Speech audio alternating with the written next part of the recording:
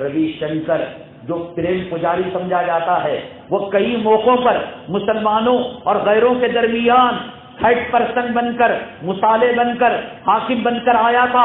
بابری مسجد کے مسئلے کے اندر اکشردھام مندر کا مسئلہ آیا جب، لیکن میں عام کافروں کی، عام اسلام مسلمان دشمنوں کی بات نہیں، وہ جس کے الفاظ یہ تھے کہ 2.5 اکشر پریم کے، یعنی پریمی بن کر جیو، دھرم کو بازو رکھو، بھائی بہن بن کر جیو۔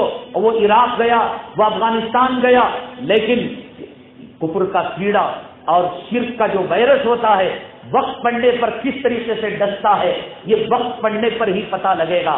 مجھے آپ سے محبت، آپ کو مجھ سے محبت، من ترا حاجی بغیم تو مرا حاجی بغیم، مجھے پھول کی مالا پہناؤ، مجھے پھول کے جو ہے برسات برساؤ، شاہ ملت زندہ آباد فلاں کہو، اس سے کیا ہو؟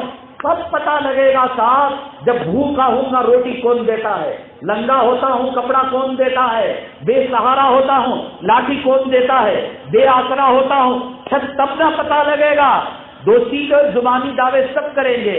اس ظالم نے جو ہے پریم کے اکشر بڑے کہے، افغانستان گیا، عراق گیا، لیبیا گیا، سوڈان گیا، اور بیوقوف عرب کے ممالک جو امریکہ کے پٹو اور غلام بنے ہوئے ہیں، اپنے علاقوں کے اندر اس کے آشرم کھولے کہ یہ پریم جو ہے بانٹتا ہے، قرآن سے بڑھ گیا، نبی کی دعوت تبلیغ سے بڑھ گیا، نبی کے پیغام محبت سے بڑھ گیا۔ قرآن میں کیا چیز نہیں ہے، حدیث میں کیا چیز نہیں ہے، اسلام میں کیا چیز نہیں ہے جو ان کے عاشروں میں جا کر لوگ پناہ لیا کرتے ہیں۔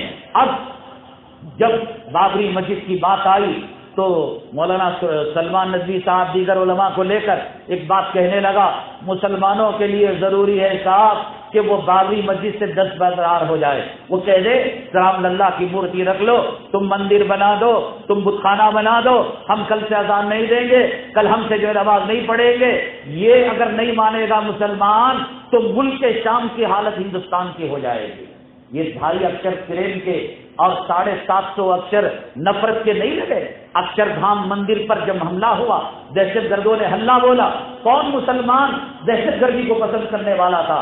ہندوستان کے تمام مسلمانوں نے اس کو نفرت کی نگاہ سے دیکھی، لیکن اس ظالم کے بچے نے کہا کہ مسلمانوں کے اندر ایسے عناصر چھپے ہوئے ہیں جو مندروں پر حملہ کرتے ہیں، نفرت کے بیج بوتے ہیں، یہ کہہ کر، اور گجرات کے اندر جب اس وقت کا ہندوستان کا پرائم منسٹر قتل عام کیا، عزتیں لوٹی، مسجدوں کو مسمار کیا گیا اور مساجد کو جو ہے قلعہ بوس کیا گیا، زمین بوس کیا گیا، ان کے وجود کو مٹایا گیا۔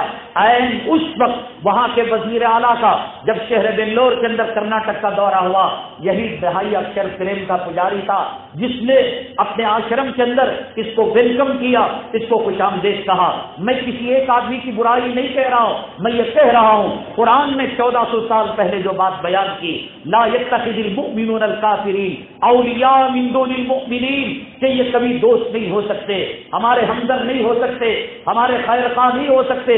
لا تتخذوا اليهود والنصارى اولیاء، تم یہود و نصارہ کو تو اپنا دوست نہ بناؤ، بعضهم اولیاء بعض، وہ اپنے آپ میں دوست ہو سکتے ہیں لیکن تمہارے دوست کبھی نہیں بن سکتے۔ اس لیے میرے بھائی، ہندوستان کے اندر جو موجودہ حالات ہیں، اس میں کوئی غیر ہمیں ساتھ نہیں دے سکتا، کوئی پارٹی ہمارا ساتھ نہیں دے سکتی۔ ہماری نمازیں کام آئیں گی، ہمارے محبت رسول کا جذبہ کام آئے گا، ہمارا قرآن سے تعلق کام آئے گا۔ گھروں میں دین زندہ کرو، عورتوں میں دین زندہ کرو۔